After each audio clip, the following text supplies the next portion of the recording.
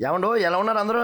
అదేనండి భీమవరం మీద నుంచి గానీ, నరసాపురం నుంచి గానీ, అదేనండి మనకి పాసిల్పూర్ నేషనల్ హైవే 216 నంబరు అక్కడి నుంచి గానీ ఎవరైనా వస్తుంటే, మా ఓడలరే వద్దాం అనుకున్నోళ్ళకి అదేనండి బోర్డర్ వంతెన వస్తది కదండీ! ఆ బోర్డర్ వంతెన దగ్గర నుంచి ఇలా అమలాపురం నుంచి తిరిగి రావాలంటే చాలా అంటే చాలా దూరం పడతది. అలా కిలోమీటర్లు కూడా సుమారు 22 కిలోమీటర్లు అవుతదండి. అందుకని మీ అందరికీ షార్ట్ కట్ వచ్చేలా చెప్తున్నాను. బోర్డర్ వంతెన నుంచి ఇలా రైట్ తిరగగానే అలాగా చూడండి చిన్న వంతెన ఉన్నది. అదేనండి బోర్డర్ మెయిన్ సెంటర్‌లో నిలబడితే అక్కడ లెఫ్ట్ సైడ్‌లోని ఆంజనేయ స్వామి బొమ్మ ఉంటదండి. హనుమాన్ గుడి.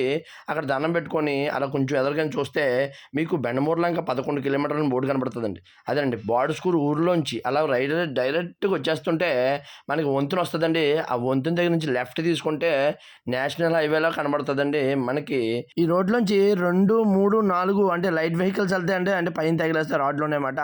అలాగా మనకి ఇందులోంచి వెళ్తూ మనకి పొల్యూషన్ కలిసొస్తది. టైం కలిసొస్తది. అలాగే ప్రకృతి అందాలు కూడా చూడొచ్చు. ఇలాగా షార్ట్‌కట్‌లో వెళ్ళిపోతుంటే ఊర్లు అల్లవరం, గోపాలంక అలాగే గోడితిప్ప, గోల్డంక, మొగలమూరు కూడా మనం దిగొచ్చమాట. షార్ట్‌కట్‌లో వీధులు, దారులు కూడా ఉన్నాయి. అలా సుమారు అలా చూసుకుంటే మన గోదావరి అందాలు తగులుకుంటూ మనకి బెండమూరులో ఇంక రేవుకొచ్చేస్తామన్నమాట.